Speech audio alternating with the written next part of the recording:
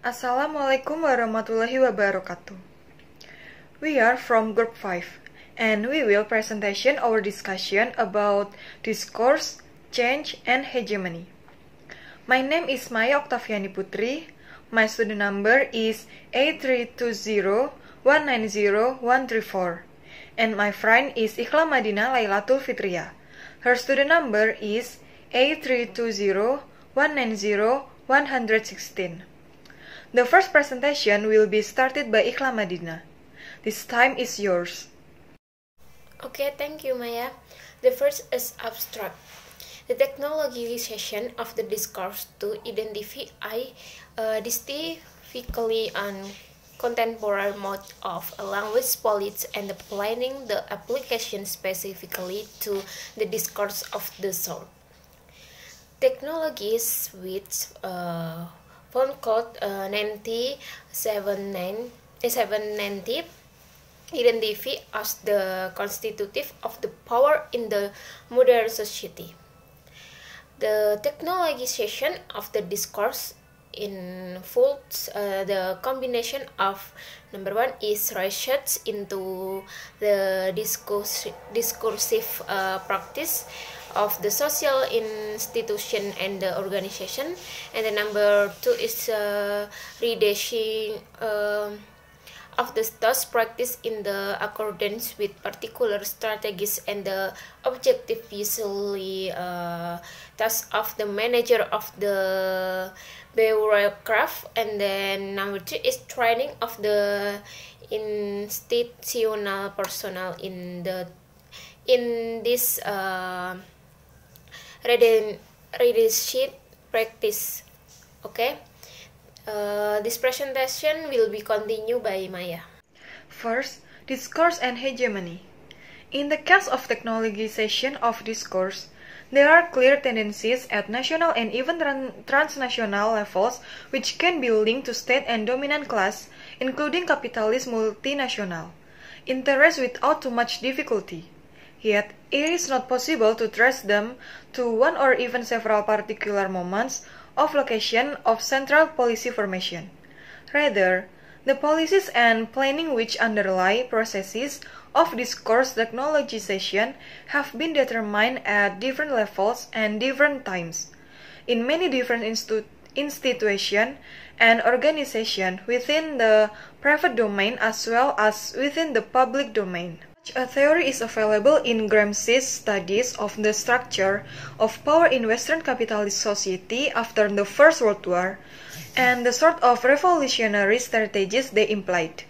For Gramsci, the political power of the dominant class in such societies is based upon a combination of domination, state power in the narrow sense, control over the force of repression, and the capacity to use coercion against other social groups, and intellectual and moral leadership or hegemony, for Guess 1988-294. Correspondingly, the state is a combination of political society, the public domain, the domain of state power in the narrow sense, and civil society. The private domain, the domain of hegemony, or as Gramsci graphically puts in, hegemony protected by armor of coercion, for Guess 1988-234. It is the hegemonic control of the dominant class over the institution of civil society, education, work, family, leisure, etc. Within the outer defense of the repressive state apparatus that makes the revolutionary transformation of modern capitalist societies so difficult, and imposes upon the revolutionary party the long-term ideological and hegemonic struggle of a war of position, rather than direct confrontation with the state in a war of maneuver. There is a dual relationship of discourse to hegemony. On the one hand, hegemonic practice and hegemonic struggle to a substantial extent take the form of discursive practice in spoken and written interaction. Indeed, my use of the term discourse rather than say use of language implies the imbrication of speaking and writing in the exercise, reproduction and negotiation of power relation, and in ideological processes and ideological struggle. The concept of hegemony implies the development in various domains of civil society, work, education, leisure activities, of practices which naturalize particular relations, and ideologies, practices which are largely discursive. Naturalized discourse conventions are a most effective mechanism for sustaining and reproducing cultural and ideological dimension of hegemony.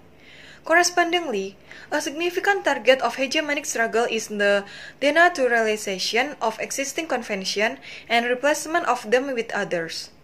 The second aspect of the dual relationship of discourse to hegemony is that discourse is itself a sphere of cultural hegemony, and the hegemony of a class or group over the whole society or over a particular section of it, or indeed, these days, hegemony on a transnational scale, is in part a matter of its capacity to shape discursive practices and orders of discourse. The importance of cultural hegemony in the sphere of discourse follows from the ideological potency of discursive practices and convention referred to in the last paragraph. The two aspects of the relationship of discourse to hegemony distinguished above are, of course, closely connected, in that it is a inconstant discursive practice that hegemonic structurings of orders of discourse are produce, reproduce, challenge, and transform. The next slide will be a presentation by Ikram Madina. This time is yours. Okay. Number 2 is a critical approach to discourse analysis. Discourse and any specific instance of discursive practice isn't as simultaneously. Number 1 is a language text spoken or written, and the number 2 is discourse practice or text production and the text interpretation, and the number 3 is social cultural practice. Okay. Furthermore, I pitch of the discourse is embedded with social culture practice at a number of levels. In the immediate situation, in the wider situation or organization, and at a social and societal level. For example, one can write interaction between a marital partner in the term of their particular relationship. Relationship between partners in the family as a situation or a gender relationship in the larger society. And the method of the discourse analysis includes linguistic description of the language text, interpretation of the relationship between the productive and the interpretative, discursive process, and the text and explanation of the relationship between the discourse process and the social process. Okay, next the example is an insight from a consultation between a doctor and general practitioner in the British medical system, and has female painted a dot indicates a short pause, and a dot a longer pause, and then overlaps are so with the square brackets. Okay, penjelasan dari dialog di atas ini adalah sebuah titik menunjukkan jeda singkat yang berarti ini I dot indicate a short pause. Jadi tanda titiknya itu sebuah penunjuk jeda singkat. And then dari tanda kurung ini menjelaskan sebuah overlap also with square brackets. Itu adalah tumpang tindih ditunjukkan dengan tanda kurung siku seperti itu ya. Dalam contoh di baris ke-8 dan 9 ini, menjelaskan sebuah pernyataan dokter kepada pasiennya mengenai an alcoholic or are you back on it, have you start drinking again, yang terdapat pada bagian baris ke-8 dan ke-9 ini. Oke, ini terdapat sebuah tanda centang yang menjelaskan bahwa pernyataan ini adalah bertujuan pada baris ke-11, yaitu dengan kalimat oh you haven't indicated, atau yang di sini adalah how you have unclear. Ini menunjukkan sebuah pernyataan yang tidak jelas dari baris ke-9 dan 8 dan 9 itu bertujuan kepada tujuan apa. Dan dari pernyataan ini, dokter tadi menjelaskan cara kontribusi. Pada baris ketiga dan 4 ini, menjelaskan bahwa pasien menyetujui nasihat dokter dengan kata I think that wise. What berarti pasien setuju dengan saran dokter. Dalam dialog di atas, pasien setuju dengan baris ke-35 dan 37.